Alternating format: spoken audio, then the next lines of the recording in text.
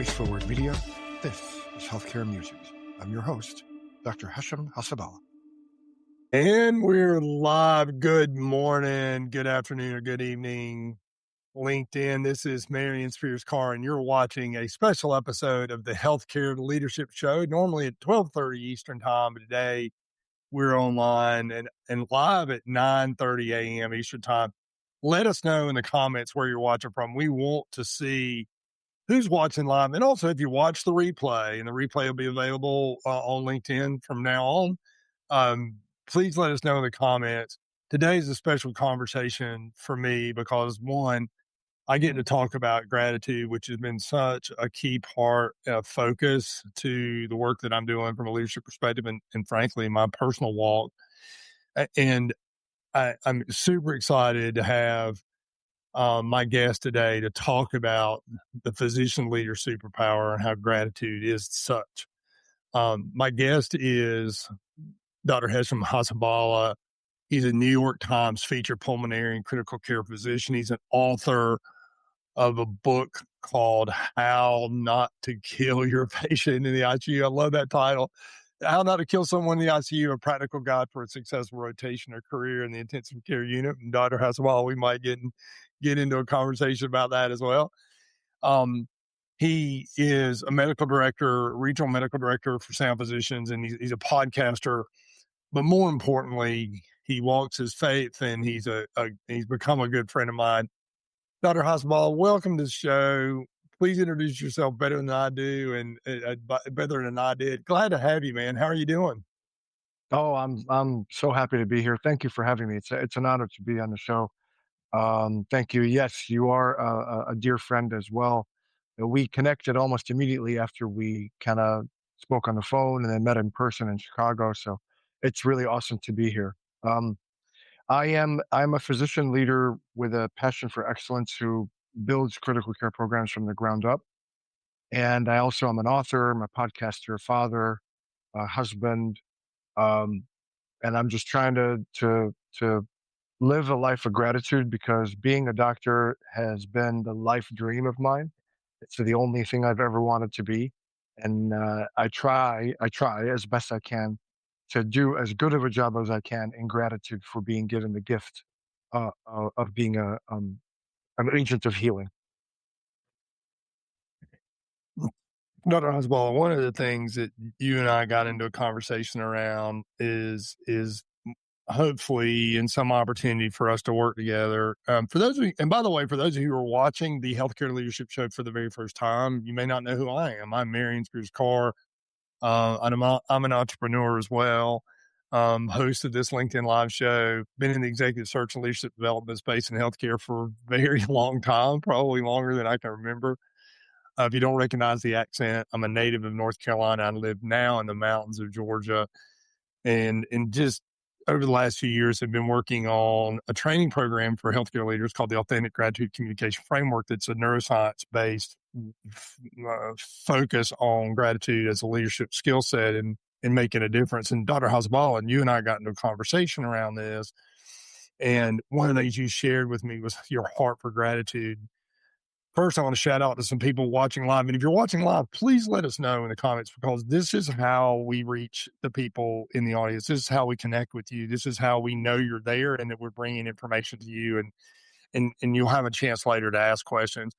Marlene Seiden checking in from Roswell, Georgia. Kelly Fraser Johnson checking in from Madison, Georgia. She's a North Carolina person too, by the way. Leon Daly, got to meet Leon. He is filled with gratitude. He's got to meet him at the VCU MHA program not too long ago. Carol Schmeckles checking in from Kansas City. Hey, Carol, how good to see you. Beth Saxon Phillips is checking in from Brookhaven, Georgia. Felipe, my great friend who I just was on his show last night, is checking in from Maryland, right outside of Washington, D.C., and glad to have you. Dr. Hasabala, you and I started talking about the gratitude, and you said, this is my superpower. And you're an intensivist. You work with incredibly sick patients.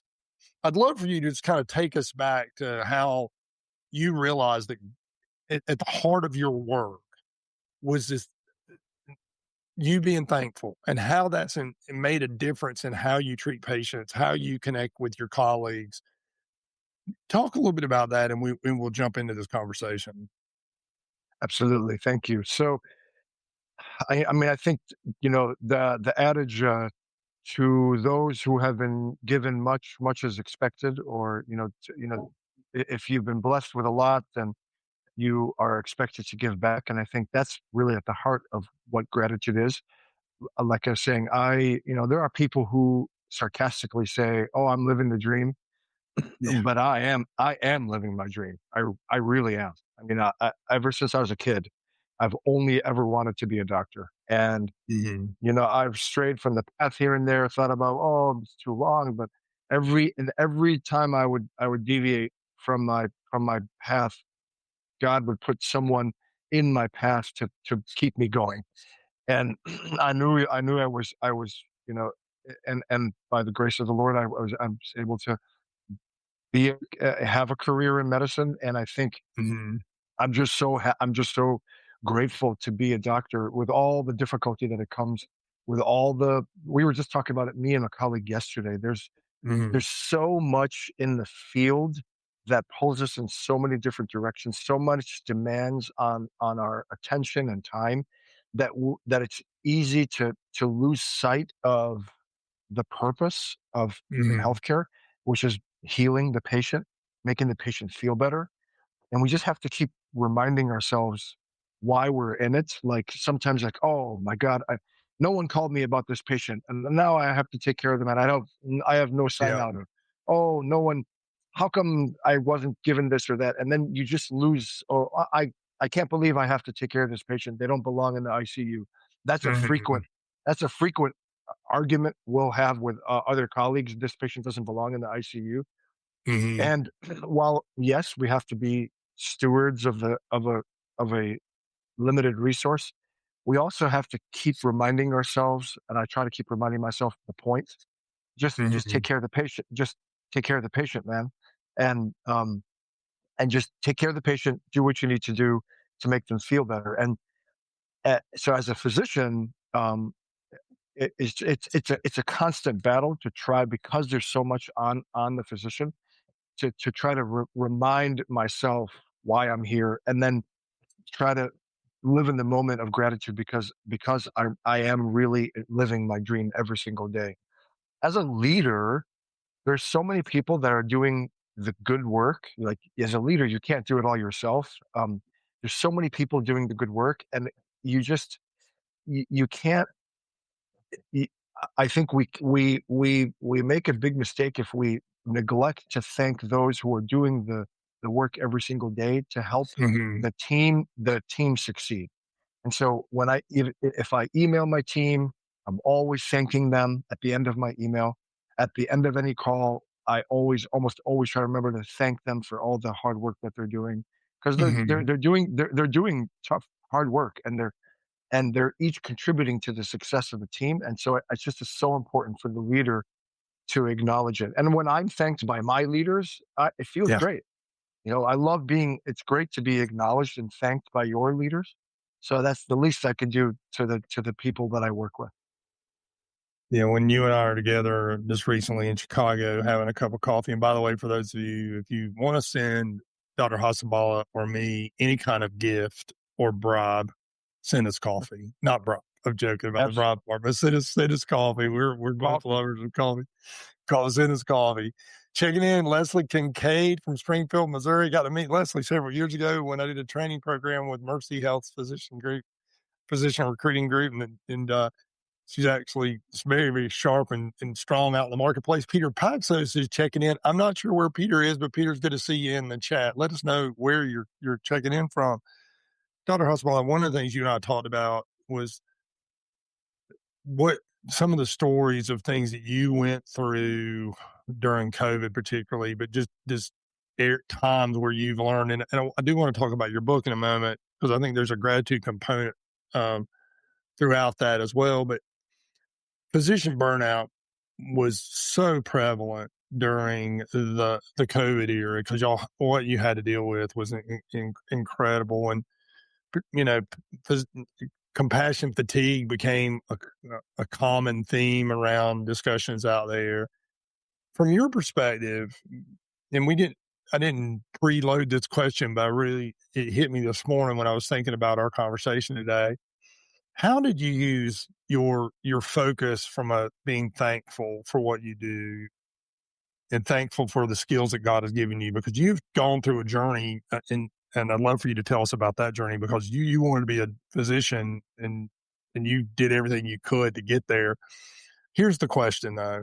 How can leaders, both clinical leaders and non-clinical leaders, when they start to feel that compassion fatigue, when they start to feel stress, like you were just talking about, like that patient doesn't belong here, or now I have to deal with some budget issue or whatever it is, how can they recenter their focus on gratitude? How do you do that? How do you bring yourself back? You kind of hit on it a minute, but I'd love for you to kind of walk us through your thought process, because that was, you and I talked about that in Chicago, and I thought that was very insightful. Yeah, thank you. So, little bit back up a little bit. So, on the 7th of June, on this past Sunday, my eldest daughter passed away 17 years ago from cancer. Mm. So the year after she died, and I'm sorry, shameless plug on my podcast this week. It's an episode, kind of a tribute to her. Talked about the soundtrack of my grief, where I talk about songs that have helped me deal with her grief. So that's this week. I'm sorry, I couldn't help it. Oh, that's not a shameless plug, man. That's what we're here for. And for those of you watching, I'll put the link to his podcast in the comments after the show, and you can go back and find that link.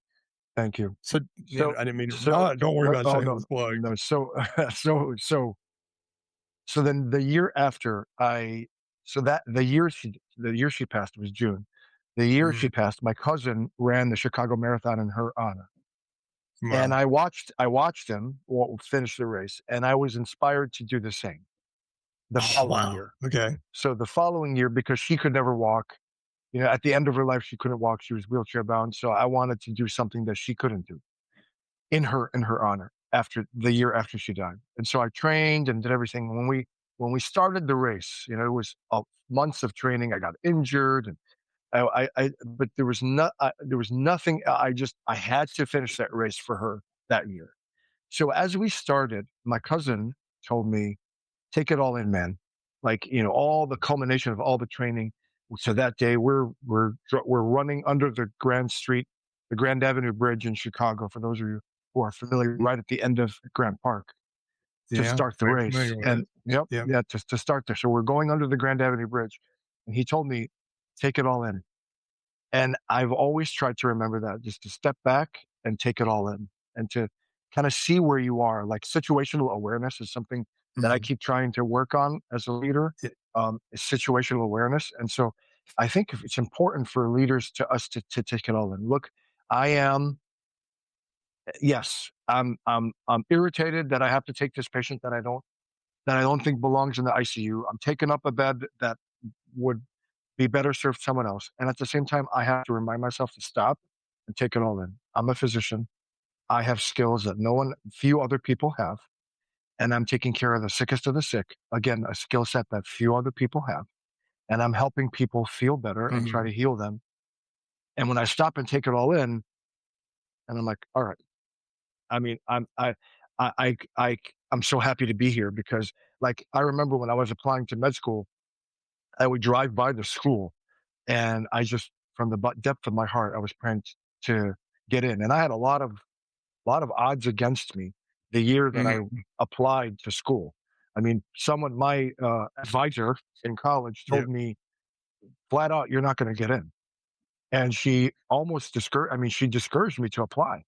And I was going to listen to her advice until, again, the Lord put my friend, I swear to God, he just happened to come and walk with me back to our dorm. I was an RA, and he was a co-RA. He was already he had gotten accepted to med school. He saw I was dejected. He asked what happened. And I told him the story that the advisor said, don't even apply. Don't even bother. You're not going to get in. And he's like, don't listen, and he used an expletive. He said, you will get it. And then I'm like, what, you're right. What what do I have to lose? And the rest is history. So, like, I just try to remind myself of those moments, and step back and take it all in, just like I was starting the marathon. And yeah, it was really hard. It was very hot that day. It was October 10th, 2010. 10 10 10. It was a Mm. fantastic date. It was Yeah. super hot that day. People were dropping Yeah. down. People were getting hurt. And still I'm like, okay, this is what I've been training for the last 5 months. And that's the same thing in medicine every single day, that try to take it all in as best I can. I'm not going to always do a good job. I'm going to make mistakes. I'm going to fail. And I just have to keep reminding myself. I just have to keep reminding myself all the time. Yeah. That's how we have to stay grounded in gratitude. That to me, that's the work we've been doing with leadership teams and with leaders and individuals is being grounded in why you're doing what you're doing to begin with. And I think that it brings it back around. A quick shout out. And by the way, thank y'all for watching live, and love to hear your comments in the comments, and let us know that you're there. My new connection, is Kenneth Dunner, is checked in from Sugar Land, Texas. I happen to know where Sugar Land is because I work in Texas a lot. That's right outside of southwest of Houston. Peter Paxos shared with us that he is in New York City. Peter, thank you. I knew you were in my network, and I knew you were up in New York, but I wasn't sure exactly where. So thank you for Sorry, being there. sorry about the Knicks last night, boss. Yes, yeah. So, oh well, like Knicks in 5. That's what it's going to be. Knicks in 5. Okay. Okay. Yeah, I don't know. I have no idea. My team's I been have out no for a idea. while, but we're worried about it right now. We're focused on the Stanley Cup, and Carolina's got to get their act together.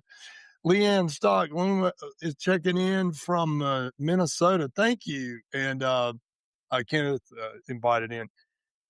Dr. Hospital, one of the things that you and I have been talking about, I was telling you about the work that we were doing around gratitude. One of the things that you do really, really well, and is when you communicate people, you here's the thing I like. There's a lot of things I like about you. You know, you're my friend, but here's the two things that stand out.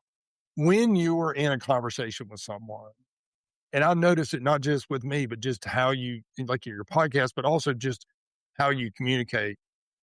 You really lock in on what that person's saying. You really pay attention. And like when we were, obviously in Chicago this last time, you make eye contact so well, and that's so valuable. And I think that's a lost art from when we think about gratitude as a superpower for your physician. Your patients are almost always unconscious, right? They're not able to communicate necessarily. They're on ventilators. They're highly sick, etc. What are some of the things you do to communicate and letting them know that you're there, and how you? I'm curious, as an intensivist like you are, critical care ICU doctor, and a leader of those type of physicians. What are some of the things you do to stay connected communication wise with not just the patient, but the patient's family, your team? Talk a little bit about that, because I think there's a foundation of gratitude in that as well, and how you communicate. I've observed that, and I would love for you to talk a little bit about that for our audience. No, absolutely. And I think, thank you for that. And I must, admit that I need to be better with my family. If I'm on my phone and my kids say, "Dad, Dad, Dad, Dad," I have to be better. My wife, I have to be better. So I'm working on that. And they've, Yeah. so I definitely acknowledge that. At the same time, there's been research that has shown that it is possible that people who we deem to be comatose are actually aware. When you do Mm-hmm. specialized brain scans, that they can actually tell that when you say, think of a tennis court or think of a tennis ball, the Yeah. areas of the brain will light up. So there may be, so it's called cognitive motor dissociation. So they may, who we think are comatose may actually be more aware than we think they are. And so ever Mm-hmm. since I learned that research, I've make it a point just to walk in and say, "Hi, I'm Dr. Hasabala. I'm taking care of you today," just to make that connection. If the patient is awake, I try to look in their eyes and smile. I think a smile is an act of charity. It's Mm-hmm. something that's free, that you can give to Yeah. people. and it's a connection between another person. And you'd be surprised how many people don't smile. Um, but but the smile when you are able to smile at someone else, smile at a patient, and Mhm. maybe hold their hand and tell them I'm here and I'm gonna try to take care of you. I'm gonna try to do whatever I can to make you feel better. That connection is was much more lasting than all the information. And that, when I talked to Gil Bash about his book, healing the sick care system, and the fact that we keep losing sight of the patient at while we're there to try to make them feel better. And that when you look at like satisfaction surveys and things like that, it's the feeling that Mhm. makes a huge difference, much more than maybe the medicine or the facts or the things. It's the feeling that you made people feel. So I think we keep losing sight of that because of the Mhm. technology and AI and all those things.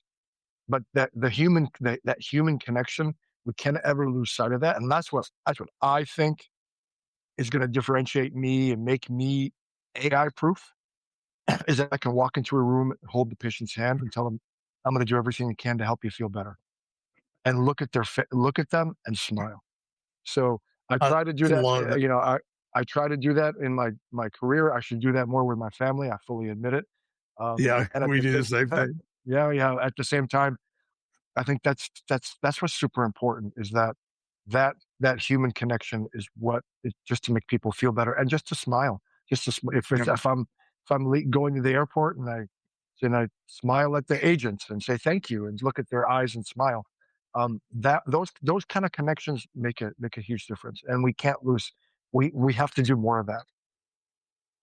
Yeah, there's a study we've been talking about eye contact and the leadership work that we've been doing, and one of the things that we've been reading about is all the studies around eye contact and smiling, which you just talked about. And one of the things that was a shocking statistic, it made sense, but it was a shocking statistic that children 11 to 17, current generation 11 to 17, will experience 47% less eye contact in their lifetime than you and I have.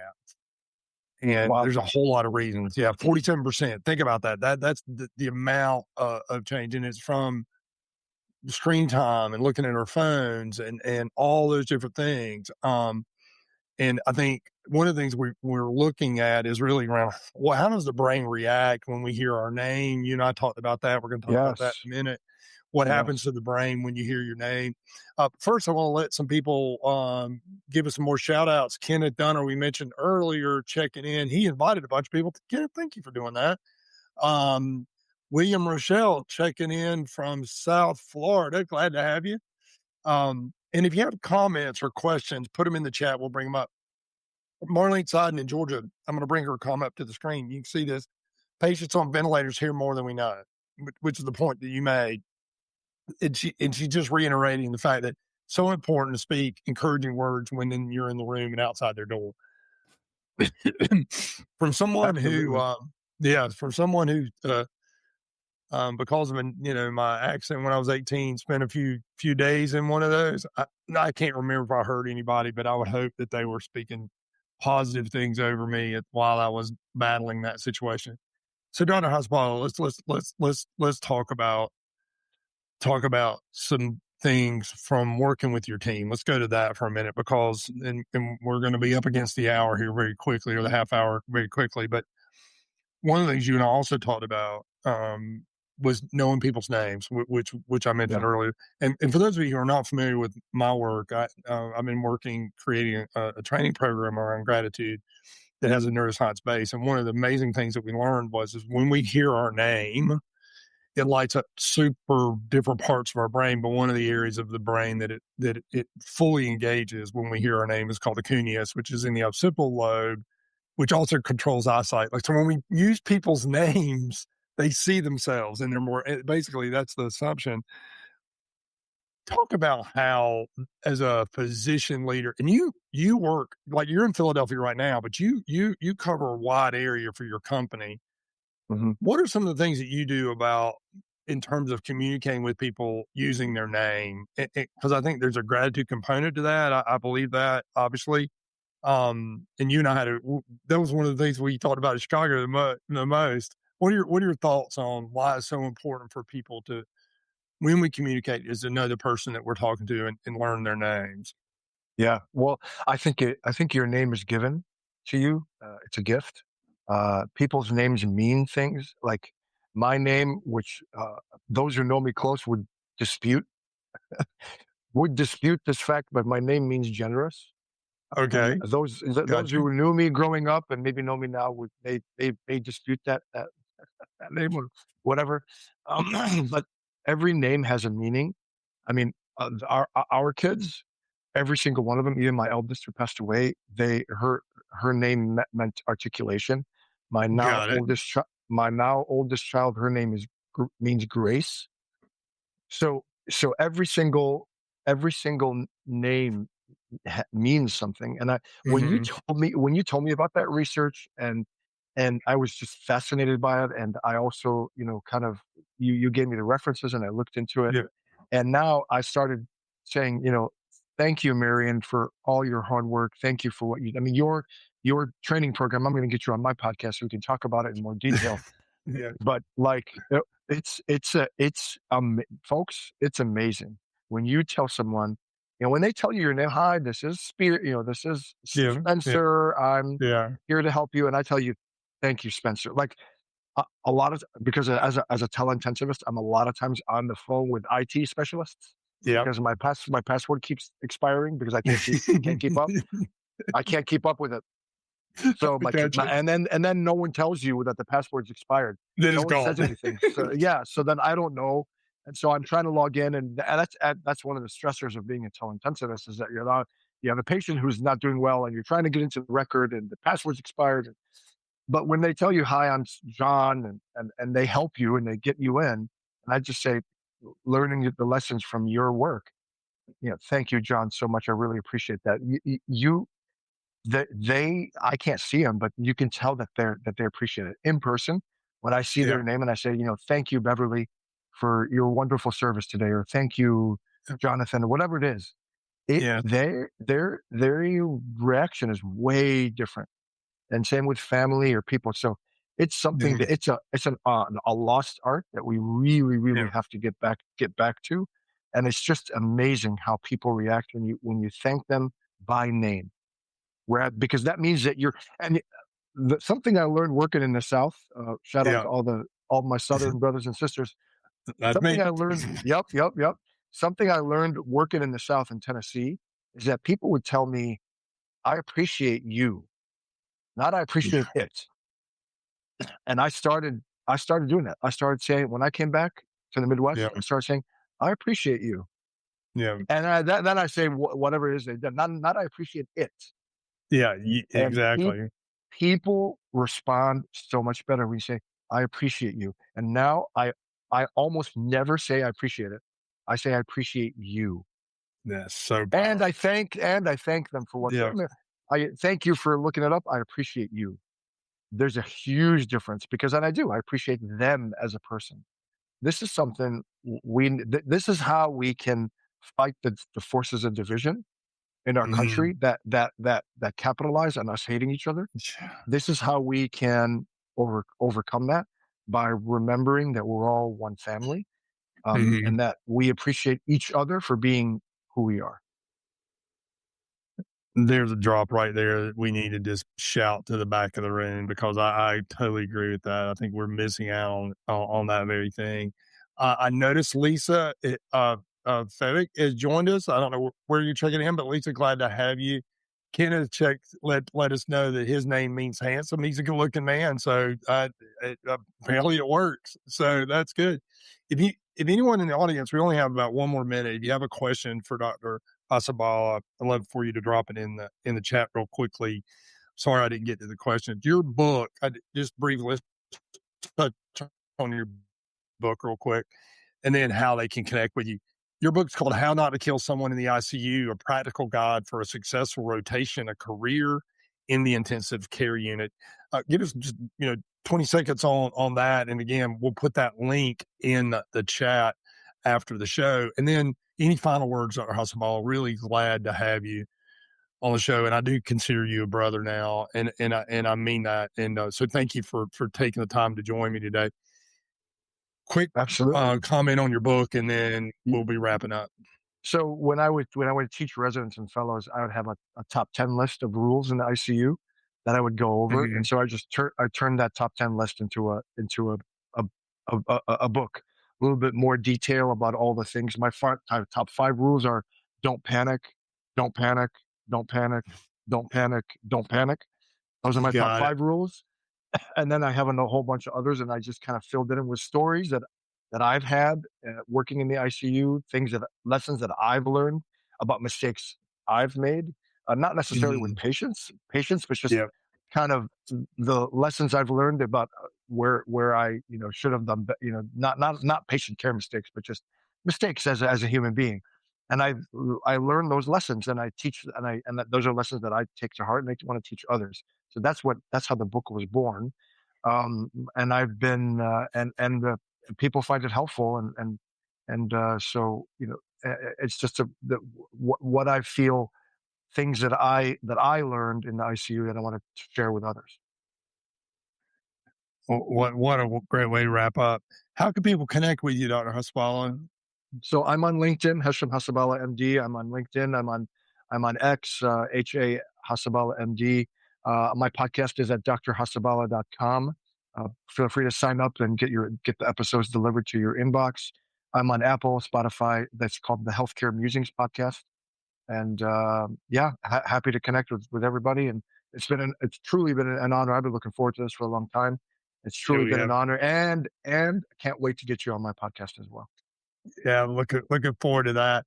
Thank you all for watching the show today. This is the Healthcare Leadership Show with Marion Spears Karr. That's me. For those of you who don't know about my work, I'm an executive recruiter and entrepreneur in the leadership space, and I've spent a lot of years working on 2 leadership programs, one called the Authentic Gratitude Communication Framework and the other one called the Accomplishment Culture.